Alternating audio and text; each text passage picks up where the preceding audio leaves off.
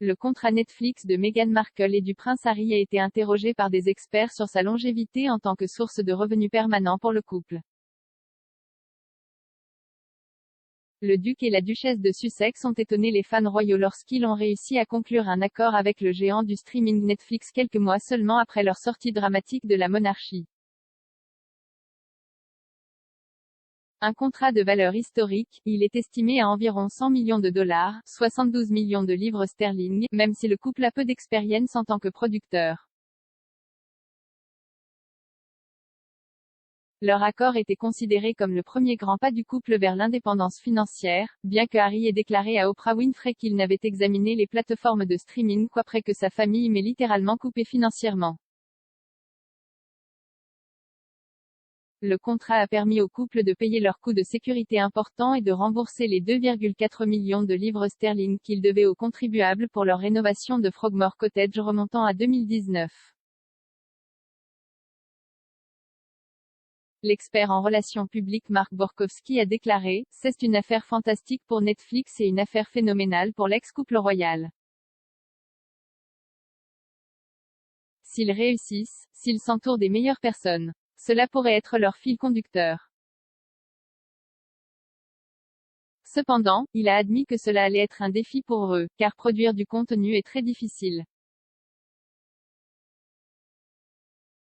S'adressant à la chaîne canadienne CBC, il a déclaré « Disney vous le dira, vous ne faites pas cela du jour au lendemain.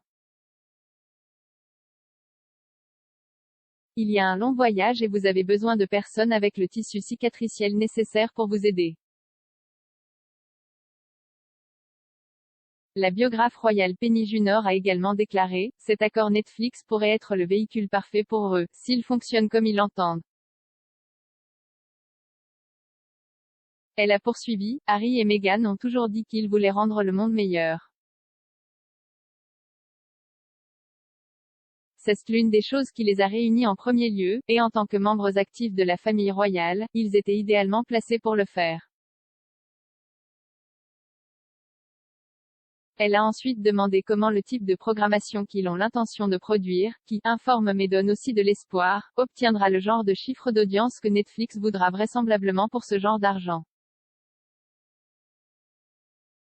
En effet, un sondage YouGov réalisé en septembre dernier a révélé que seulement 9% des Britanniques ont déclaré qu'ils étaient assez intéressés à regarder le contenu Netflix des couples, alors que seulement 3% étaient très intéressés.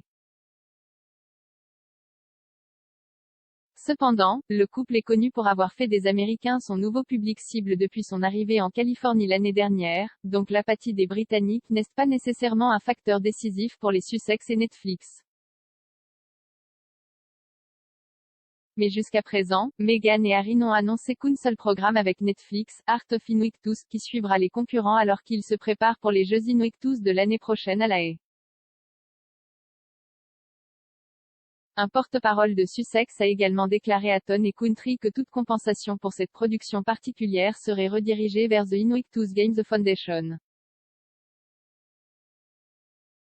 Comme le couple vient également d'annoncer qu'il fera une pause jusqu'en novembre pour passer du temps avec leur fille nouveau-née Lilibet Diana, il est peu probable qu'ils se préparent à rendre d'autres productions publiques bientôt.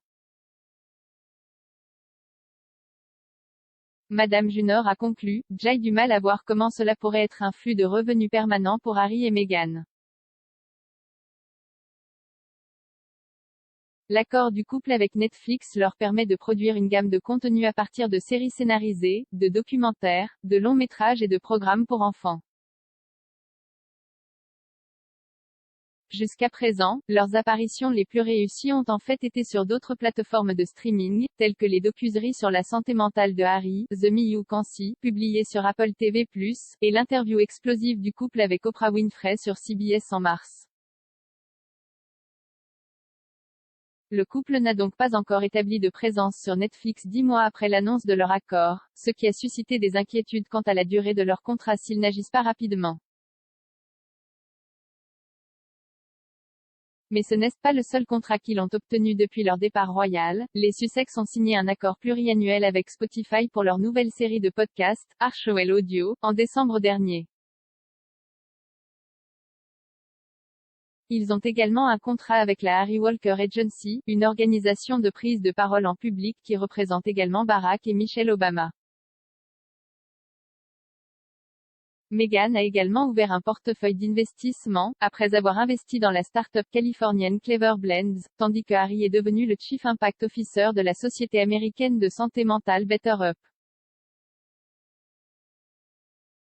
Le couple a encore surpris les fans royaux lorsqu'ils ont signé un nouvel accord avec la société de biens de consommation Procter & Gamble, une entreprise contre laquelle Meghan a fait campagne dans sa jeunesse après avoir contesté un slogan sexiste.